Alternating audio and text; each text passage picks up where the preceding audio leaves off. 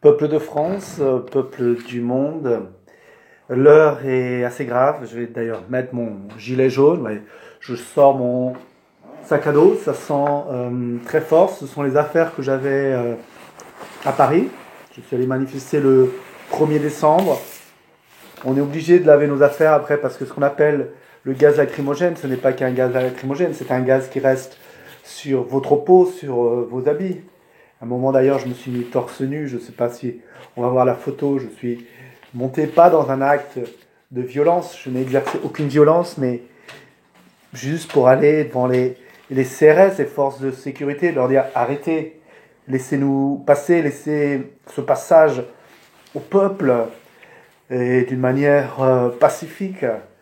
Et, et, et je peux vous dire que sur la peau, après, j'ai pu sentir ce poivre. D'ailleurs, je sens là, vous voyez, j'ai sorti ça, déjà, gardé ça dans un sac, et ça sent très fort. C'est fort ce qui est utilisé, ces soi-disant bombes lacrymogènes, les bombes assourdissantes qui sont interdites partout en Europe. Et oui, j'y étais le 1er décembre, et on a vu tout de suite l'arnaque extraordinaire que c'était. C'est-à-dire, vous voyez là, je tousse. L'arnaque extraordinaire que c'était, c'est-à-dire, il était prévu que on voyait bien que j'aurais pas dû mettre le gilet jaune, mais bon, que les autorités ne voulaient absolument pas que les gens se réunissent dans un lieu unique. Donc, tout a été fait pour éloigner, j'écarte mon sac à dos aussi, éloigner et disperser les populations pour donner cette impression qu'il n'y aurait personne. Je vous parle du 1er décembre et on entendait dans les chaînes de télévision d'information Book, il y a 3000, 5000 personnes. Et les gens commençaient à se dire, mais c'est n'importe quoi. Donc on y est allé à un moment donné au bout de la rue de Rivoli. Voilà. Et les gens ont voulu passer et c'est ce qu'on appelle la violence des casseurs. Vous voyez, vous avez la police et la police, elle symbolise ce système, la protection de ce système. Et il ne faut pas en vouloir aux gens de s'en prendre à des symboles, d'autant plus dans ce monde extrêmement virtuel dans lequel nous vivons. Vous voyez, voilà, les effets, vous voyez, ça fait quand même déjà une dizaine de jours. Eh bien, vous voyez, je sors mon gilet, il y a des gaz aussi, enfin, il y a des choses qui restent et ça me fait... maintenant, je vais pleurer pendant que je parle, mais ça vous donne une idée de la force de ces produits qui sont soi-disant que des gaz lacrymogènes, mais c'est beaucoup plus. Et ces symboles, détruire un symbole, est-ce de la violence? C'est là toute une question. Est-ce que si on détruit une devanture d'une banque, est-ce que c'est un acte de violence ou pas? C'est une question. En tout cas, la police, elle symbolise cette défense du pouvoir. Et je peux vous dire que les gens n'en avaient pas contre les personnes policières elles-mêmes. J'ai vu des choses assez incroyables, place de l'Étoile, où des policiers arrêtaient de travailler et à un moment donné, il y en a 2 qui sont partis avec leur sac à dos et ils sont allés vers les manifestants qui les ont même pas regardés. Donc il n'y a pas une haine. Malheureusement, je n'avais pratiquement plus de batterie. J'ai fait des tas de petites vidéos et je n'ai pas pu filmer ça. À un moment donné aussi, il y avait une espèce de tracteur blanc, une pelleteuse blanche avec un policier seul. Il doit y avoir une cinquantaine, une centaine de manifestants autour. Et on lui a demandé, vous n'avez pas peur? Il a dit non, absolument pas. Donc il faut arrêter ces mensonges que les gens en veulent. Ont une haine contre les policiers. Non, les gens peuvent avoir une espèce de colère, de haine contre le système. Et lorsqu'un policier représente ce système, il faut qu'il sache, il faut qu'il assume. Je représente le gardien d'un système. Et c'est pas la République. Les gens n'en veulent pas la République. Les gens, justement, manifestent parce qu'il n'y a plus de République. République, ça veut dire res publica. En latin, la chose publique. Il n'y a plus de chose publique. Il y a une chose qui est volée. Et les gens se battent justement pour récupérer cette chose qui est à nous tous, le peuple. Elle est publique, cette chose est publique, mais cette chose n'est plus publique, elle a été volée par quelques-uns. Le monde aujourd'hui est gouverné par des oligarques. Il faut arrêter de se voiler la face et prétendre qu'on va revenir à un système juste. Non, les gens qui dominent le monde sont des gens malades, ce sont des malades mentaux qui ont des milliards. Et leur maladie, c'est la maladie du pouvoir. C'est-à-dire, je veux avoir plus que l'autre à côté, je veux avoir plus d'entreprises. Ça se situe à ce niveau-là, c'est au niveau psychiatrique, disons. Ces gens-là sont ceux qui jouent à ce jeu extrêmement dangereux, ce jeu du pouvoir. C'est moi qui vais avoir plus de pouvoir que toi, c'est moi qui aurai un yacht plus grand cet été au port de Bonifacio ou ailleurs, etc., etc. Il faut voir que ces ultra-riches ont une mentalité d'enfant à certains égards. On pourrait dire, bon, tant pis pour eux. Le problème, c'est qu'ils sont en train de nous étrangler. Et maintenant, ce qu'on vient de faire, ce que les Gilets jaunes ont fait, ils ne vont pas le pardonner. Il faut bien qu'on se mette ça en tête. Ils ne vont pas le pardonner. Le gouvernement, pris, n'ayant aucun autre recours, a fait des espèces de petites concessions minuscules. Mais ils vont venir. C'est comme quand l'esclave se libérait. Il cassait ses chaînes, il s'en allait. Eh bien, les maîtres, ils envoyaient des chiens. Vous aviez des gens dans les plantations, c'est assez terrible, hein, qui étaient dans le métier, étaient de garder les esclaves. Et ils vont nous envoyer ces gens-là. Même si on est des centaines, des milliers, des millions, ils vont, ils ne vont pas pardonner ce qui s'est passé en France, parce que ce qui s'est passé en France peut se reproduire partout. Il faut bien voir que la France est dans l'inconscient, ou même dans le conscient collectif universel, la terre des révolutions. C'est d'ici que la révolution est partie en 1789, en 1871, la Commune, en 1828, en 1848. Ces révolutions ont eu des répercussions sur toute l'Europe, sur tout le monde. Et ça reste. Donc ce qui est fait en France aura des répercussions sur le reste du monde. Et ce que les Gilets jaunes ont fait, là, est quelque chose d'extraordinaire. On n'en prend pas encore toute la mesure. Et ça nous permet de voir où sont les élites. Quand je vois mai 68, mais mai 68 n'a rien à voir avec aujourd'hui. Mai 68 a été volé au peuple. Vous savez, mai 68 des ouvriers et des paysans, mais c'est les étudiants, l'élite qui s'en est sortie. C'est aujourd'hui, si nous en sommes en partie, c'est le résultat de ces élites étudiantes de mai 68. Donc il ne faut surtout pas prendre mai 68 comme référence, du moins le mai 68 étudiant. Et où sont les étudiants aujourd'hui ? Des universités, moi j'ai des liens avec des universités, je reçois des courriers, etc. Des universités qui font toute une histoire pour avoir l'orthographe inclusive ou pour des espèces de causes soi-disant extraordinaires, mais ils n'ont pas bougé. Où est-ce qu'ils sont, les syndicats ? Les syndicats, il faut les foutre à la poubelle. Déjà, c'est pas grand-chose en France. Ce sont des lâches. Ils font partie du système. Il ne faut pas jeter à l'eau tous les politiques. Il y a des politiques qui sont sincères. Et il ne faut pas avoir cette attitude anti-politique. La politique est quelque chose de nécessaire dans le sens noble du terme. C'est-à-dire, il faut gouverner, il faut gérer les choses, il faut plus que gérer. La politique, c'est d'ailleurs bien plus que gérer. Maintenant, nos gouvernements ne sont que des gestionnaires, des comptables d'un grand système capitaliste financier. Donc, il faut une insurrection. Ça va se jouer d'ici à cet été. Sinon, le retour va être très fort. Il va y avoir des lois qui vont sortir sur les fake news. Ça va être de plus en plus difficile de communiquer sur les réseaux sociaux. Et d'ailleurs, les réseaux sociaux, il faut les utiliser de manière intelligente. On peut diffuser des idées, appeler à des rassemblements, montrer ses plans sur les réseaux sociaux. Imaginez, vous avez une bataille et il y en a un dans un camp qui est en train de montrer ses plans à l'autre. Non, il faut cesser. J'ai une amie avec qui d'ailleurs j'étais à Paris, qui est une espèce de Marianne, de révolutionnaire dans l'âme, et elle m'a envoyé une idée qu'elle a eue et qui est extraordinaire.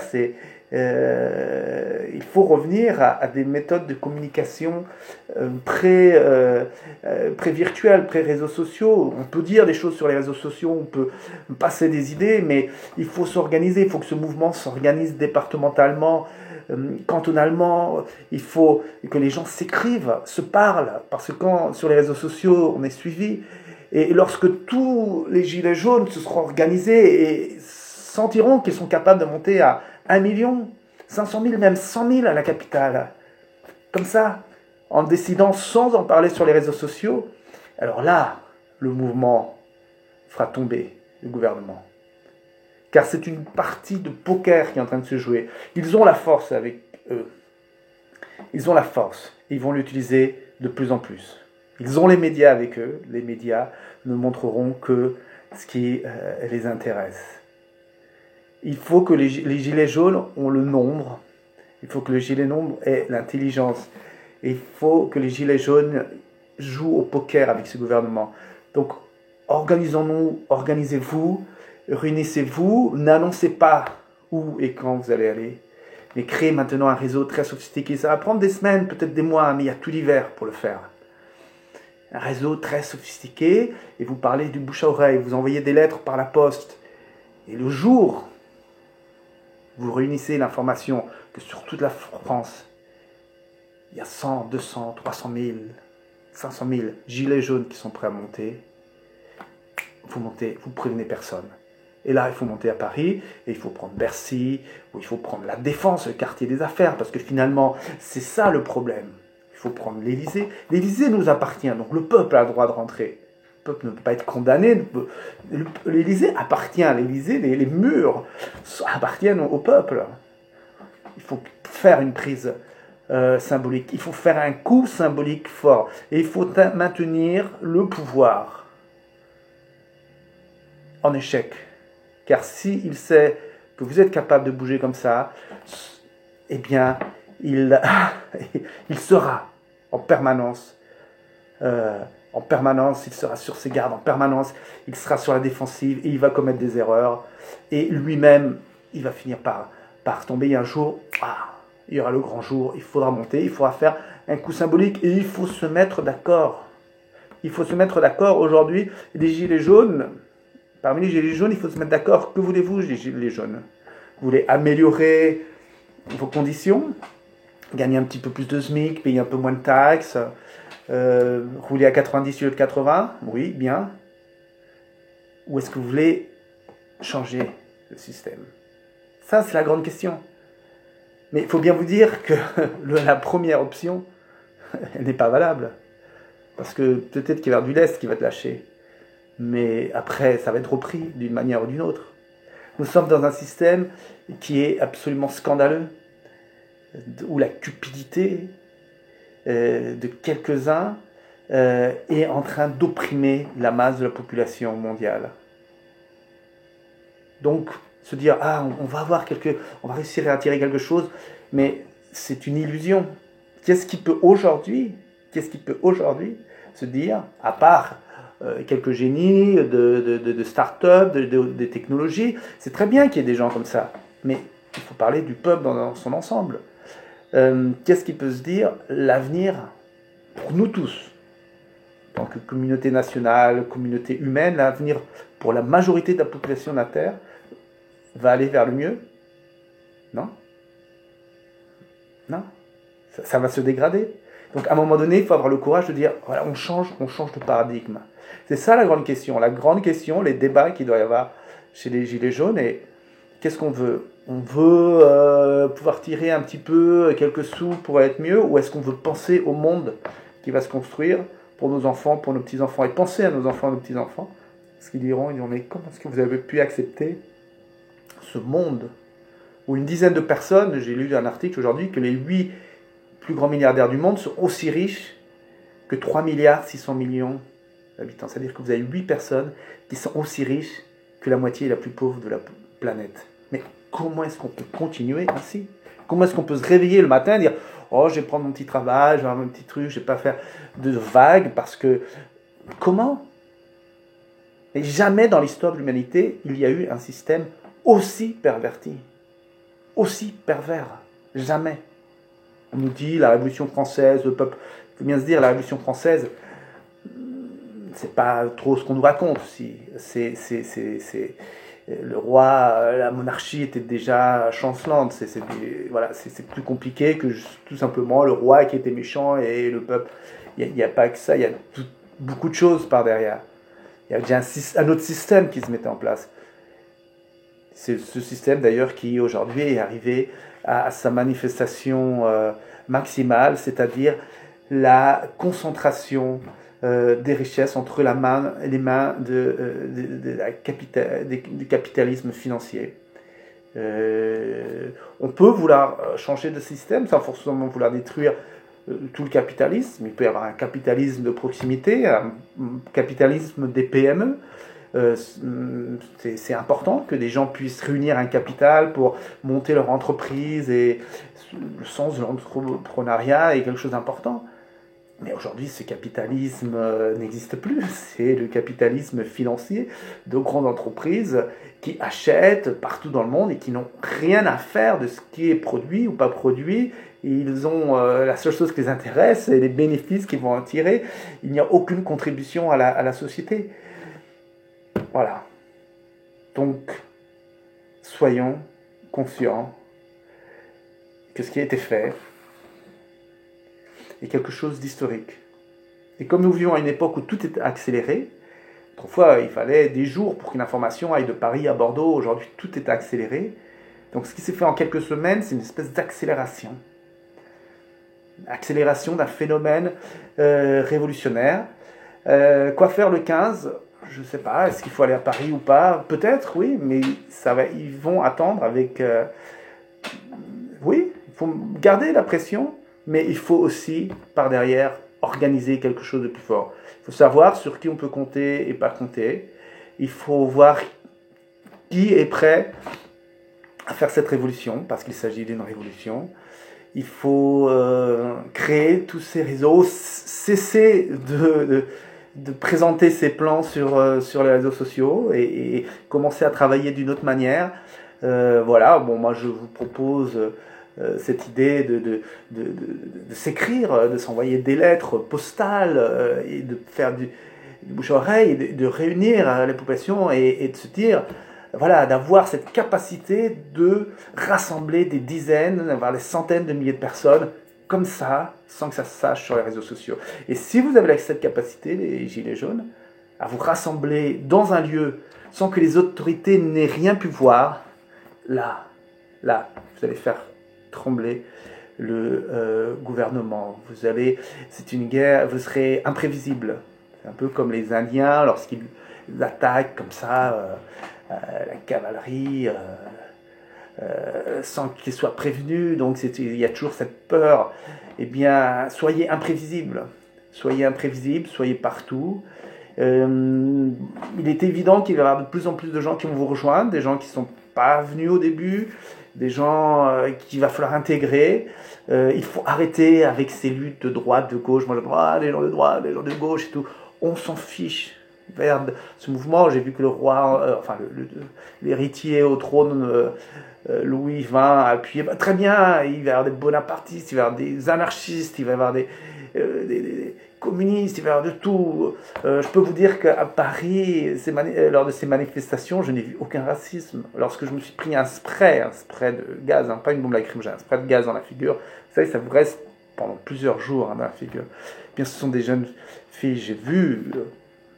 je n'aime pas cataloguer les gens par origine ou par race, mais j'ai bien vu par leur apparence difficile, ce sont des jeunes filles charmantes qui étaient issues de l'immigration et qui sont venues m'aider, me nettoyer les yeux, et ça m'a fait chaud au cœur.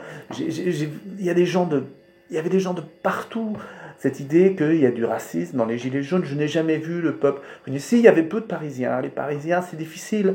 Les Parisiens, ça fait partie de ces capitales cosmopolites qui bénéficient de la mondialisation quelque part, comme Londres, New York. Donc, eux, il y en a pas mal qui s'en sortent. Et puis, les Parisiens ont l'habitude un peu de lancer les choses. Déjà, les Parisiens ont volé mai 68. Et là, ils ont du mal à rentrer dans les Gilets jaunes. C'était très intéressant de voir qu'il y avait des tas de gens du sud-ouest, de Bretagne, de partout, des gens de banlieue, il y avait beaucoup de gens de banlieue aussi, mais les Parisiens, on sent que c'est difficile parce qu'ils ont l'habitude d'être le centre de la France et de Paris où tout part, et là tout d'un coup, ça vient de la province, c'est les ploucs, c'est les banlieusards, et oui, c'est la réalité. Les Gilets jaunes, c'est la réalité. On vit dans une espèce de fantasme, d'illusion, d'idéologie qui nous ont formés, construit un monde complètement irréel et idéal. Et tout d'un coup, il y a la réalité, c'est tellement rafraîchissant. C'est tellement rafraîchissant de sentir cette réalité s'exprimer. Et maintenant, cette réalité, elle doit s'organiser, elle doit devenir intelligente, offensive, et elle doit surtout être consciente que ce qu'elle a commencé, maintenant, elle ne peut pas revenir en arrière. Elle ne peut pas revenir en arrière parce qu'elle a goûté à quelque chose, on sentait parmi les manifestants ce goût de la liberté, ce goût de sortir de quelque chose qui nous étouffe, qui est injuste, on le sentait. Les gens qui étaient là, avec qui j'ai parlé, la plupart n'étaient pas là juste pour des questions de taxes, mais parce qu'ils se disent on ne peut plus continuer comme ça. Il faut changer de paradigme, il faut changer de système. C'est donc une révolution. Lorsqu'on change de système, c'est une révolution. Ce n'est pas juste des revendications salariales ou autres, c'est une révolution. Il y avait des gens de toute origine, comme je vous dis, de toutes conditions sociales, beaucoup de gens modestes surtout. Et il faut y aller pour ça, pour ce besoin qu'a l'humanité de progresser. Et il faut y aller aussi parce qu'il en va de votre sécurité. Même il faut voir que la France est un pays qui tue des présidents africains qui ne leur conviennent pas. La France est un pays qui tue. Il y a un service ultra secret, si on peut dire, dans les services de sécurité, qui ont une caisse à eux, qui n'est pas indexée sur les budgets et qui sont des tueurs, des gens qui déstabilisent à l'étranger ou maintenant en France. Donc la réaction du pouvoir, elle va être forte. Et la police, les policiers, qui sont des citoyens, doivent à un moment donné faire un choix. C'est-à-dire, on peut, pendant 2-3 manifestations, faire son travail, mais à un moment donné, lorsqu'on est en train de servir un pouvoir qui opprime le peuple, à un moment, il faut prendre ses responsabilités. Il ne faut plus juste se cacher derrière, j'ai mon travail, j'ai des enfants, oui.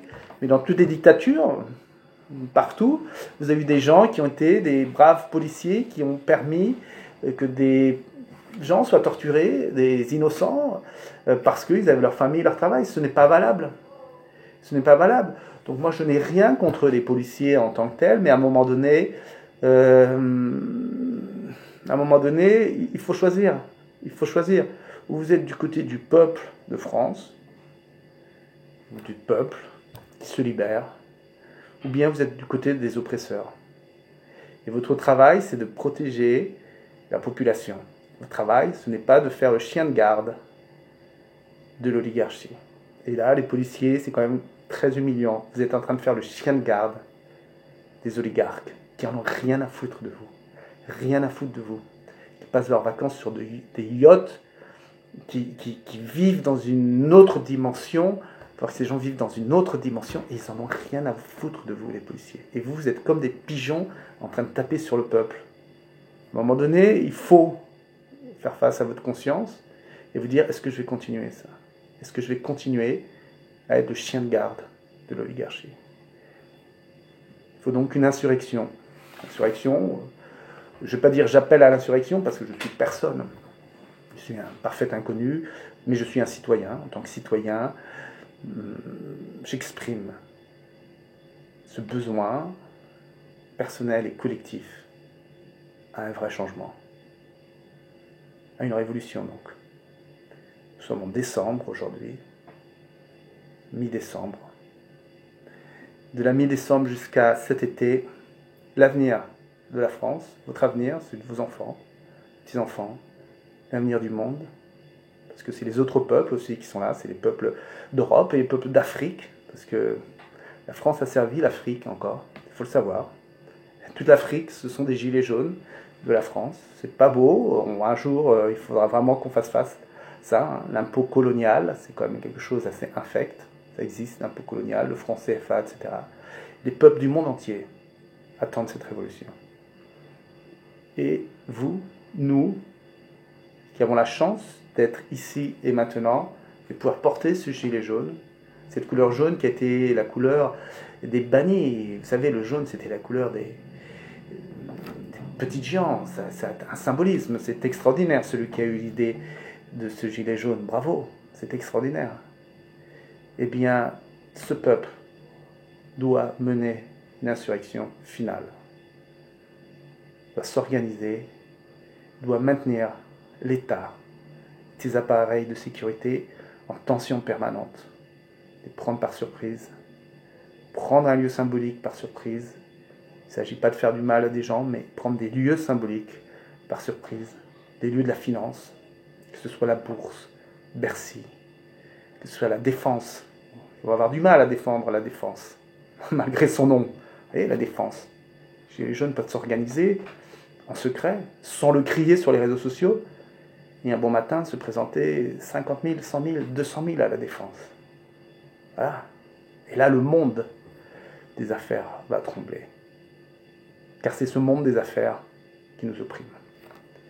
Voilà, je vais maintenant aller laver mes vêtements pleins de ces substances toxiques qu'on nous envoie lorsqu'on manifeste.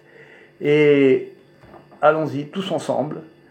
De toute façon, maintenant, nous n'avons plus le choix. Nous sommes rentrés dans l'histoire, nous tous. Certains plus que d'autres, mais ce n'est pas ce qui compte. Et il faut y aller. Il faut faire preuve de courage, de grandeur, de panache, et sentir ce moment unique dans notre histoire. Nous n'en vivrons pas un second comme ça. Les révolutions ne se présentent pas toutes les heures. Ça se présente que très rarement.